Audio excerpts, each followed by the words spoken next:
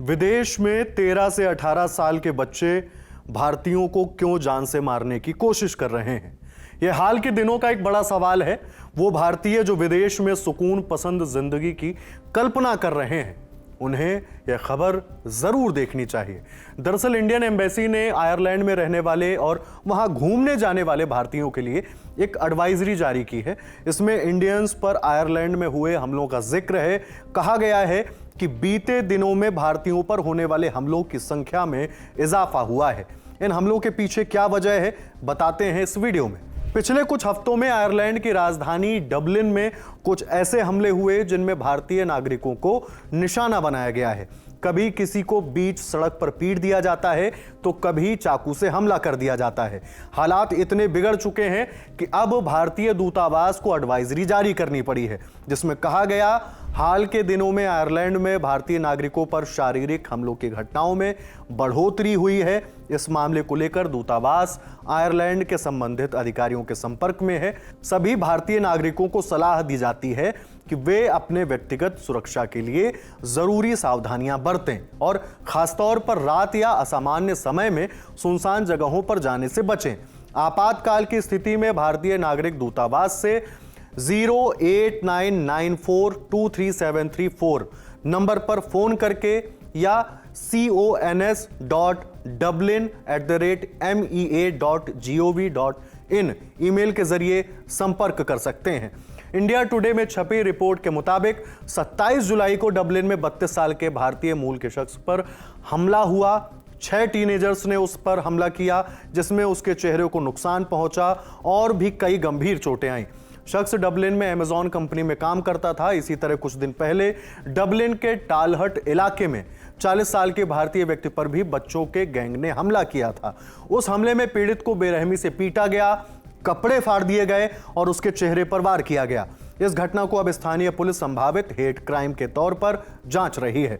इन घटनाओं को लेकर हमने पिछले 8 सालों से डबलिन में रहने वाली एक भारतीय महिला से बात की है। हम उनकी सुरक्षा को देखते हुए नाम और जानकारी सार्वजनिक नहीं करेंगे।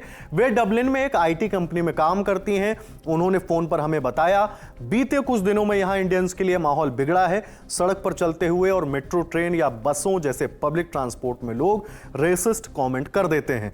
कई बार सड़क पर कहा गया कि तुम लोग अपने देश वापस चले जाओ, यहां हमारी नौकरी क्यों खा रहे हो, हमारे पैसों पर पल रहे हो। इस तरह के कमेंट्स बहुत आम हो चुके हैं। वो हमें आगे बताती हैं कि आयरलैंड में सोशल सर्विस को लेकर एक टैक्स लिया जाता है जो नौकरी पेशा लोग भरते हैं। इस टैक्स से इकट्ठा होने वाले पैसे का अधिकतर हिस्सा उन लोगों को मिलता है जो बेरोजगार हैं। ऐसे लोग ज्यादातर आयरिश नागरिक ही हैं, जबकि टैक्स भरने वालों में ज्यादातर भारतीय होते हैं। उन्होंने कहा कि पाकिस्तान से आने वाले कई लोग डंकी जैसे रास्तों का सहारा लेकर आयरलैंड में दाखिल होते हैं और शरण लेते हैं। ऐसे में कई बार वहां भारतीयों और पाकिस्तानियों को एक नजर से देखा जाता है और कई भारतीय भी हमलों का शिकार हो जाते हैं। उन्होंने बताया कि पहले ऐसा नहीं था, लेकिन बीते कुछ वर्षों में चीजें बदल गई हैं।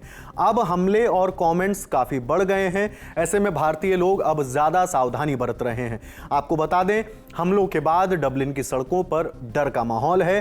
टालहट में हुए हमलों के दौरान मौजूद एक आयरिश महिला चश्मदीद जेनिफर मरे ने बताया कि उन्होंने खुद भारतीय युवक को बचाने की कोशिश की थी। उन्होंने सोशल मीडिया पर एक वीडियो पोस्ट करके कहा, पिछले 4 दिनों में इस इलाके में 4 भारतीय और एक अन्य व्यक्ति के चेहरे पर चाकू से हमला किया गया है। किसी को पता भी नहीं कि ये घटनाएं यहां हो रही हैं। जेनिफर के मुताबिक पीड़ित की हालत इतनी गंभीर थी कि उसे ब्रेन स्कैन कराना पड़ा और वह अपनी जिंदगी को लेकर डरा हुआ है। बीते रविवार को जो हमला हुआ उसमें पीड़ित का नाम संतोष यादव बताया गया है। संतोष यादव के मुताबिक 6 किशोरों ने अचानक उन पर हमला किया। वह अपने अपार्टमेंट के पास पहुंचे ही थे कि उनके चेहरे पर वार किया गया और उन्हें गिराकर पीटा गया। इस हमले में उनके चेहरे पर काफी चोटें आईं। संतोष ने कहा कि डबलिन में भारतीय मूल के लोगों पर ऐसे हमले लगातार बढ़ रहे हैं और प्रशासन से मदद मिलना मुश्किल हो चुका है। इन सभी घटनाओं को लेकर अब प्रवासी भारतीय संगठन OIC भी चिंता जता रहा है। उनका कहना है कि आयरलैंड की पुलिस को हेट क्राइम मामलों को लेकर ठीक से ट्रेनिंग नहीं दी जाती है। इसी वजह से पीड़ितों के लिए शिकायत दर्ज करना या आगे कार्रवाई कराना मुश्किल हो जाता है। इमिग्रेंट काउंसिल ऑफ आयरलैंड की सीईओ तेरेसा बुचकोवस्का ने कहा कि फिलहाल भारतीय समुदाय खासतौर पर इन हमलों का निशाना बना है। हालांकि ये घटनाएं केवल भारतीयों तक सीमित नहीं हैं, लेकिन ये जरूर दिखाता है कि भारतीय मूल के लोगों को ज्यादा टारगेट किया जा रहा है। उन्होंने कहा, पुलिस के पास अभी भी ऐसे पुराने सिस्टम्स हैं जो इस जमाने में कारगर नहीं हैं। जब लोग लगातार इधर उधर आते जाते रहते हैं, हमने लंबे समय से इस मुद्दे को पुलिस के सामने उठाया है, खासकर उन घटनाओं को लेकर जो पब्लिक ट्रांसपोर्ट में होती हैं। पिछले कुछ दिनों में आयरलैंड के अलग अलग हिस्सों में इसी तरह के हमलों की खबरें सामने आई हैं। खासकर डबलिन में किशोर गैंग द्वारा भारतीयों को निशाना बनाए जाने की घटनाएं बढ़ गई हैं। यह भी कहा जा रहा है कि पुलिस की लापरवाही और समय पर कार्रवाई न होने के कारण इन गैंग का हौसला बढ़ता जा रहा है। स्थानीय मीडिया रिपोर्ट्स के मुताबिक इन गैंग्स में ज्यादातर टीनेजर्स हैं जो शाम या रात को सड़क पर घूमते हैं और राह चलते लोगों पर हमला कर देते हैं। पीड़ितों का कहना है कि वे किसी भी बहाने से पहले डराते हैं और फिर अचानक हमला करते हैं। इन लगातार हो रही घटनाओं ने वहां रह रहे भारतीय छात्रों और कामकाजी लोगों के बीच चिंता पैदा कर दी है। लोग अब खुद को ज्यादा सतर्क रखने की कोशिश कर रहे हैं। दूतावास ने यह भी कहा है कि ऐसे हालात में हर भारतीय को अपने दोस्तों और परिवार को अपनी लोकेशन की जानकारी देते रहना चाहिए और अकेले या सुनसान जगहों में रात को नहीं जाना चाहिए। यह मामला गंभीर है। हमें रेडिट पोस्ट भी एक मिली है। यह एक इंडियन मेल नर्स की है जो हालातों की वजह से आयरलैंड छोड़ने को मजबूर हो चुके हैं, ऐसा उनका दावा है।